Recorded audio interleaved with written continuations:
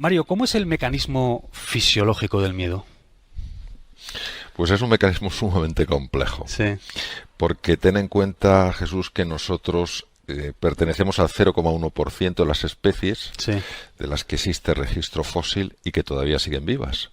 ¿Cómo hemos conseguido esto? Pues lo hemos conseguido, entre otras cosas, porque hemos sabido distinguir la amenaza antes de que fuera demasiado tarde. Los ya, mecanismos del miedo lo que intentan es captar cualquier cosa que pueda suponer una amenaza. Esto que está muy bien sí, desde el punto de vista físico porque nos puede dar recursos cuando nos ya, enfrentamos, por ejemplo, a un depredador, mm, se convierte en un problema cuando la mente o ciertos compartimentos de la mente mm, utiliza estos mecanismos para generar ya, unos miedos que los vivimos como reales y que son simples alucinaciones, son simples espejismos ya, que la mente es capaz de crear. Y por ya, eso, pues hay personas perfectamente capaces de hacer frente a un montón de desafíos, pero el miedo les atenaza, el miedo les esclaviza, ¿no? Entonces, ya, la anatomía del miedo es una anatomía que tiene un sustrato neural, un sustrato también en el cuerpo, un sustrato sí, fisiológico, pero que también tiene un enorme componente mental. Entender la ya, relación entre los dos espacios creo que es importantísimo para vivir con más confianza, con más ilusión y con más serenidad. ya. Oye, en mayor o menor medida, todo ser humano tiene este miedo primario y visceral a no ser aceptado, ¿no? A no ser suficiente, a no estar a la altura.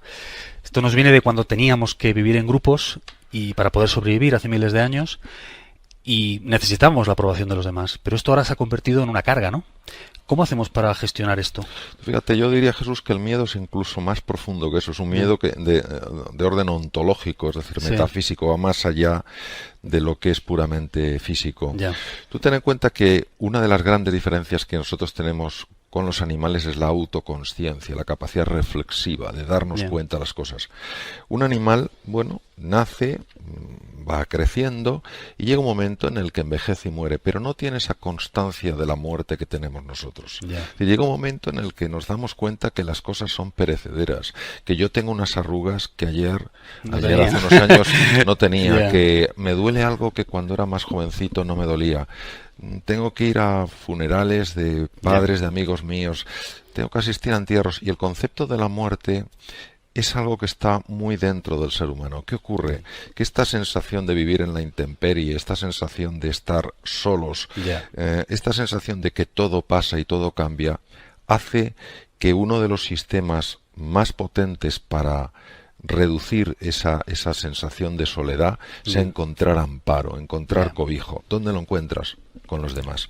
ya, ¿Cuál es el otro lado de la moneda? El otro lado de la moneda, o el otro lado en este caso el filo de la espada, sí, está en que a veces con ese deseo de encontrar cobijo en los demás quedamos muy esclavizados por la opinión y llega un momento en que esa opinión se convierte para nosotros en lo que nos mueve, ¿no? Y ahí ya, es donde yo creo que tenemos que mejorar. ya. Mucho trabajo que hacer, ¿no? Mucho trabajo que hacer. Oye, ¿tú crees que pensamos demasiado, Mario? ¿Eres de los que suscribe que demasiado análisis lleva a la parálisis? Bueno, es una cosa muy fácil de observar. El pensamiento, hay dos tipos de pensamiento, el automático que no sirve Mm, para casi nada y el reflexivo que sirve para casi todo. ya, El pensamiento automático son la cantidad de juicios y de prejuicios que manejamos ya, diariamente y que hacen que muchas veces condenemos las cosas o incluso las personas sin ni siquiera conocerlas. Este es un pensamiento que está demostrado que daña la salud. ya, Por sorprendente que parezca, este tipo de mm, pensamiento daña la salud porque genera muchísima tensión, ya, genera mucha ansiedad, genera un montón de angustia y esto repercute en el cuerpo. La reflexión es diferente. La reflexión pide sosiego, pide una interiorización, pide aquietar la mente, suspender este pensamiento automático, ahondar más en una idea y por eso la reflexión sí es muy, muy útil. ya, Por eso todo lo que es la serenidad, silencio, momentos de meditación, etcétera, tiene un efecto tan saludable en nuestro cuerpo. ya, en el bienestar, ¿no? El bienestar, claro. Que haya tantas empresas de éxito en Silicon Valley, aparte de por otras muchas razones, es porque el ambiente es propicio a eso, ¿no? Se acepta el fracaso.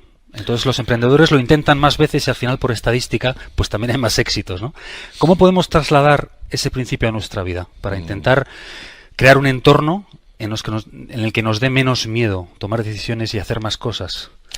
He tenido la ocasión de visitar distintas empresas en Silicon Valley y conocer Sí, gente muy metida en el mundo del emprendizaje.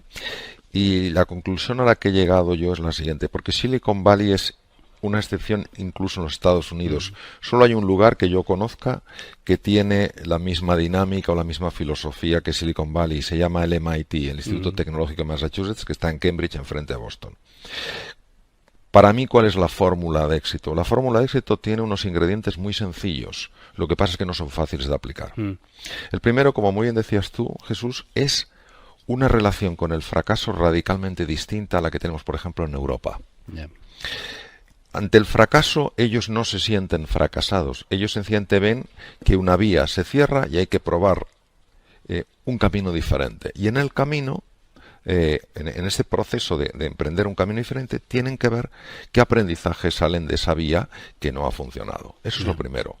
El impacto del fracaso en Europa y sobre todo en muchos países del arco mediterráneo es tremendo. O sea, una persona fracasa y se siente fracasada. Estigmatizada ya, ¿no? Y el propio contexto la apunta con el dedo, etcétera. Ese es el primer punto. El segundo punto es, el segundo ingrediente es la cooperación. Yo he visto unos niveles de cooperación en Silicon Valley y sé que los hay en el MIT espectaculares, como también los hay en la cocina en el País Vasco, ¿no? Es decir, ellos comparten muchísimo las recetas, no se ven como contrincantes, se ven como compañeros en un proceso de conseguir una cocina lo más creativa posible y son un muy buen reflejo de un Silicon Valley en España, ¿no? Entonces esta cooperación está muy basada en el tercer ingrediente, que es la generosidad. La generosidad como deseo de ayudar al otro a crecer.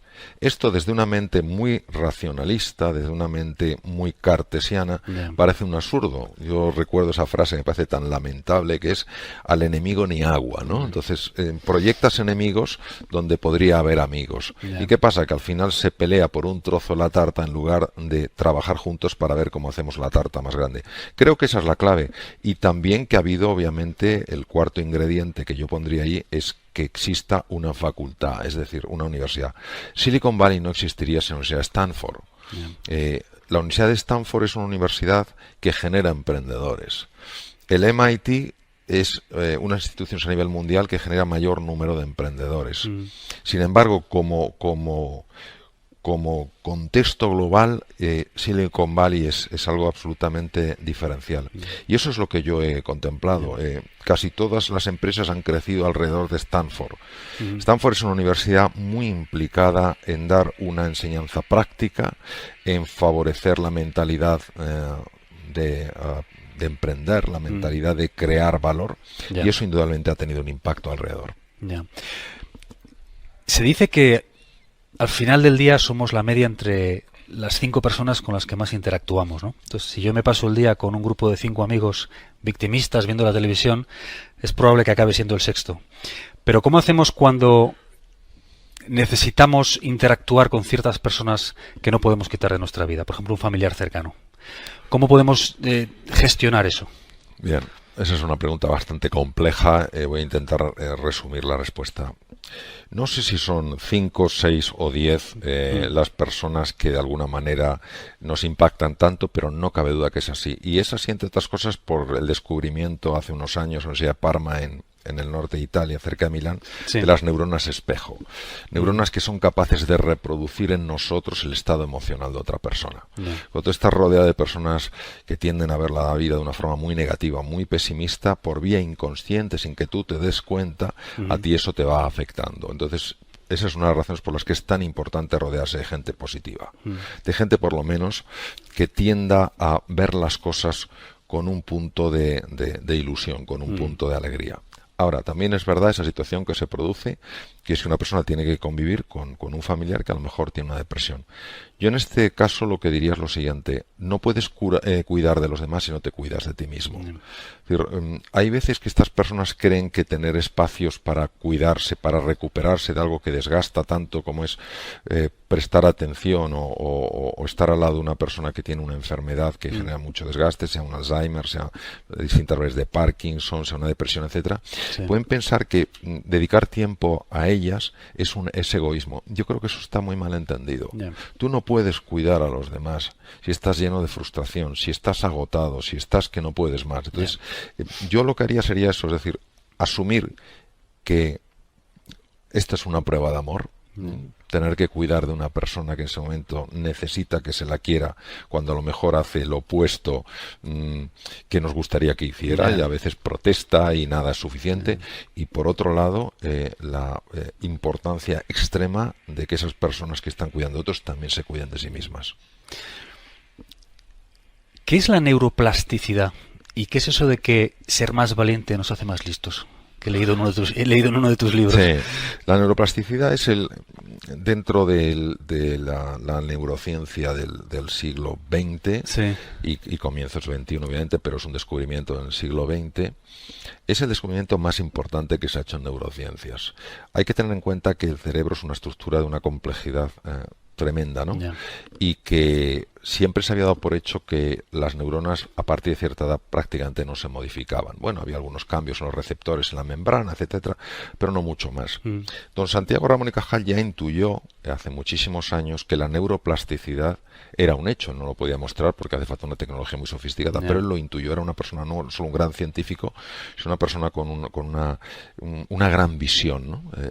Y la neuroplasticidad es la capacidad del cerebro de moldearse desde la mente. ¿Qué quiere decir? Si yo introduzco, vamos a utilizar una analogía muy pobre pero que nos puede servir. Si yo considero que el cerebro es un ordenador, lo que es el hardware, la parte física del ordenador, y la mente es el software, es decir, el disco, el programa que yo incluyo, pues claro, yo puedo entender perfectamente que lo que dé ese hardware depende también del software. Pero no se me ocurriría pensar que el software tiene la capacidad de cambiar físicamente el cerebro, el ordenador. Sin embargo, la mente sí tiene la capacidad de cambiar físicamente el cerebro.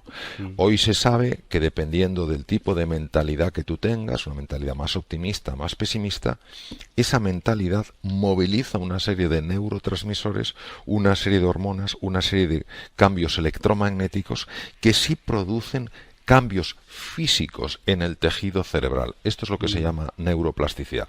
Hay de muchos tipos. Está la neuroplasticidad de aquella neurona que cambia los receptores de su membrana y se hace, por ejemplo, más sensible a un tipo de neurotransmisor. Imaginemos, por ejemplo, uno que es el gamma aminobutírico, que es el que te genera sensación de paz, de calma. Imaginemos lo que significa que una neurona aumente el número de receptores. Quiere decir que esa persona disfrutará de una mayor calma, de una mayor serenidad.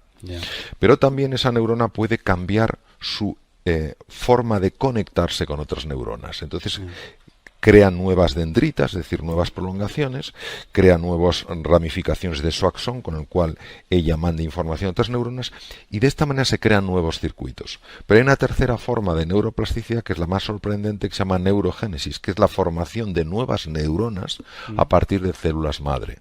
Hoy solo se ha identificado en 2 sitios, los bulbos olfativos, pero hay uno de ellos, el segundo, que se llama el hipocampo, que es un centro de extraordinaria importancia, porque es el que te permite reinventarte, es el que te permite cambiar tu forma de ser y de estar en el mundo. Pues ahí, específicamente en la capa K3, se ha podido ver que se forman nuevas neuronas. Entonces, en 21 días, una célula madre se convierte en una neurona. Estamos hablando de un proceso absolutamente prodigioso. ¿Qué ocurre? Que cuando una persona tiene una mentalidad más positiva, cuando una persona está más ilusionada, cuando una persona se arriesga más en la vida y si se tropieza, aprende, se levanta y sigue adelante, la neuroplasticidad se favorece en todas sus dimensiones. Hay nuevos receptores en la membrana, hay nuevas conexiones, nuevos circuitos y hay nuevas neuronas. Pero si una persona ante los fracasos, ante las dificultades, cae en la depresión, cae en la desesperanza, cae en la sensación de impotencia, hay 2 hormonas que empiezan a subir a niveles muy peligrosos. Bueno, una es un neurotransmisor, que es como una hormona intracerebral, y otra es una hormona que funciona en el cerebro y fuera. El neurotransmisor es el glutamato. Entonces el glutamato, cuando una persona está muy tensa, muy nerviosa, llena de ansiedad, yo no puedo con esto, no sé qué, y se queda allí, y se queda ahí tal cual, empieza a subir. Y el cortisol empieza a subir. El cortisol entra también en tejido cerebral. La combinación de los dos llega a matar neuronas. O sea, primero bloquea todo el proceso de neurogénesis, pues que además mata neuronas. Entonces es un ejemplo claro de cómo la mente es capaz de afectar físicamente al cerebro. Al cerebro. Y hacerlos más listos. Claro, tú te haces más listo porque la inteligencia es la capacidad de resolver problemas y adaptarte. Si tú tienes neuronas que están más conectadas, neuronas que comparten más información, neuronas que trabajan mejor, indudablemente tu capacidad de resolver problemas, tu capacidad de adaptarte aumenta. Claro. Háblame de Elizabeth Kubler-Ross. Bueno, Elizabeth Kubler-Ross es una mujer ya afortunadamente bastante conocida, psiquiatra, discípula de Carl Gustav Jung, suiza, y esta mujer se fue a los Estados Unidos y fue la primera mujer que se atrevió a hacer un estudio de las emociones de las personas, de los enfermos que estaban muriéndose. Esto generó un problema enorme porque, bueno, no gustó nada ese tipo de estudio, la despidieron, pero había tenido tanto impacto su primer libro que se montó una especie de motín social y la tuvieron que readmitir. Y esta mujer, los mensajes que manda, que son potentísimos, dice que una de las cosas que más le impresionó cuando acompañaba a personas cuando se estaban muriendo es con qué frecuencia le decían: me habría atrevido más en la vida. En lugar de recordar algo que no había funcionado, algún fracaso que habían tenido, lo que recordaban sobre todo, desde esa nueva perspectiva que tiene que dar ese momento, que en algún momento todos pasaremos por él, fue: qué pena. Ahora veo con claridad que me tenía que haber atrevido más. O sea, que se arrepentían más de lo que no habían hecho de lo que sí habían hecho. Exacto, ¿no? Sí. Los primeros 7 años de vida son fundamentales, ¿no? En la forma en la que se forma nuestra personalidad y la forma en la que luego vamos a estar en el mundo, ¿no? Dinos 2 o 3 consejos para los padres que están ahí fuera, que creas que, bueno, puedan ayudarles a darles más confianza a sus hijos o a ser adultos más valientes. Bueno, yo sé que ser padre es precioso y no es fácil. Yo diría que el lema, por lo menos que intento seguir en mi vida, lo mejor que sé es: darles raíces para crecer y alas para volar. Es decir, las raíces para crecer es darles unos sólidos valores, unos sólidos fundamentos para que no anden a la deriva por la vida. Hoy en una sociedad donde parece que todo vale, no podemos olvidar que un valor es aquello que perfecciona una persona y no depende de la cultura, depende de nuestra humanidad, de cómo somos como seres humanos. Entonces, lo primero, esas raíces son los valores por los que tienes que estar dispuesto a dar la cara y asumir la pérdida que va a implicar el que des la cara por ellos. Esos valores solo se los vas a transmitir si tú los vives. Eso te lo doy de ejemplo. Y luego, alas para volar, es decir, que hay que favorecer que nuestros hijos tengan oportunidades para equivocarse, para aprender y para salir adelante. A veces nuestro deseo de protegerles de todo hace que esas alas no se abran. Y queremos que sigan exactamente un camino. No. Nosotros tenemos la suerte de tener una vida, dejemos que ellos tengan la suya. Obviamente, si están haciendo algo que nos parece que es peligroso, es nuestra obligación, nuestra responsabilidad marcárselo. Pero eso de que tienes que hacer la misma carrera que he hecho yo porque eso es tradición en la familia, o no te dediques a la música, o no te dediques tal, que te morirás de hambre, me parece que es una cosa que no lleva a ningún sitio. ¿Cómo pasa alguien de la cirugía y la medicina a comunicar sobre motivación, sobre liderazgo y todas estas cosas de las que pasas cuando te das cuenta que eso es parte de la medicina. Cuando te das cuenta que la medicina no solo es hacer un buen diagnóstico y llevar a cabo una buena intervención quirúrgica, sino que la medicina es también y sobre todo no perder de vista jamás que delante tienes un ser humano, no un caso clínico interesante. Y si tienes un ser humano, pues lógicamente tienes que conectar, encontrarte con ese ser humano. Tienes que tener la capacidad de ponerte en su lugar, entender su sentir y ayudarle a aflorar ese potencial, esos recursos que todo ser humano tiene. Entonces es natural, dentro del proceso de hacerse médico, tener esta inquietud.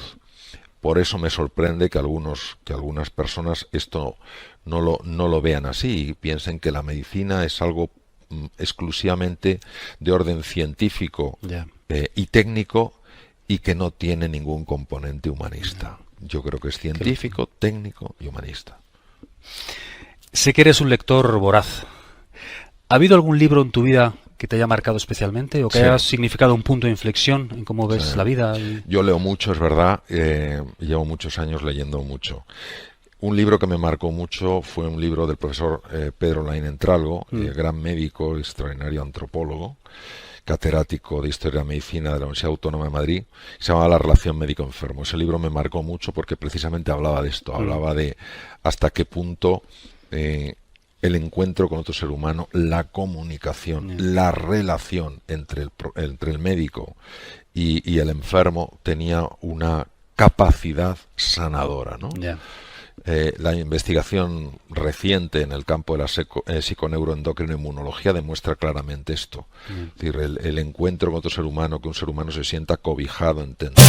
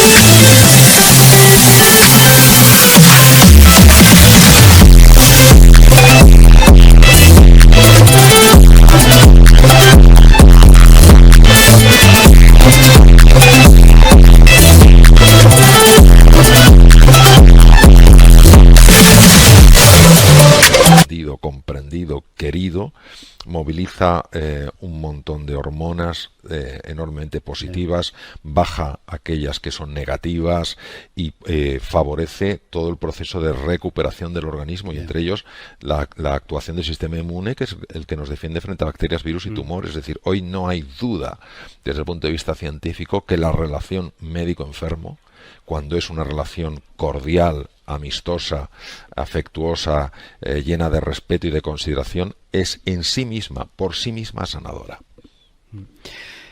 Cuando oyes la palabra exitoso, ¿qué persona te viene a la mente y por qué? Me viene cualquier persona que, independientemente del cargo que ocupe, se siente agradecido por estar viva. ¿Hay algún personaje histórico que te hubiera gustado conocer, Mario? Hay muchos que me hubieran gustado conocer, tanto en Oriente como en Occidente. Si me tuviera que quedar con uno, sin ninguna duda me quedaría con Jesús de Nazaret. Jesús de Nazaret. Sin duda. Dime algo de lo que estés convencido, pero que no puedas probar. ¿Hay algo? Sí, yo estoy convencido que hay una inteligencia llena de amor y de sabiduría que ordena el cosmos y que siempre, aunque no lo veamos, está a nuestro favor. ¿Hay algo de lo que hayas cambiado radicalmente de opinión en los últimos años? Pocos, en los últimos 2-3 años. ¿Algo que hayas cambiado de opinión? Bueno, yo durante muchos años me he dedicado a estudiar, a reflexionar, a investigar en distintas áreas. Lo que me he dado cuenta es que hay ciertos espacios en el ser humano a los que no se puede llegar a través de la investigación. Solo se puede llegar desde el silencio, la serenidad y la apertura confiada. Es decir, precisamente cuando silencias la mente, puedes acceder a espacios que están llenos de ilusión y están llenos de oportunidades. Y la última pregunta, Mario. Si pudieras levantar el teléfono y tener una corta conversación con 20 años, que, bueno, imagino que estaría en la Facultad de Medicina, ¿qué le dirías? No, 20 años no está en la Facultad de Medicina. 20 años yo estaba operando ya. Ya estabas operando. Pero intensamente. Bueno, sí, pues razón de más. Intensamente. Razón de más. ¿Qué le dirías o qué consejo le darías a este joven? Pues yo le diría que todo en la vida suma. Que incluso en los momentos de más dificultad siempre hay una oportunidad de aprendizaje. Le diría que sea agradecido incluso ante aquellas cosas que no le gusten, que sepa siempre buscar el lado positivo de las cosas y que jamás se olvide de que en la vida lo más importante no es lo que tú vas a obtener, sino lo que tú puedes dar.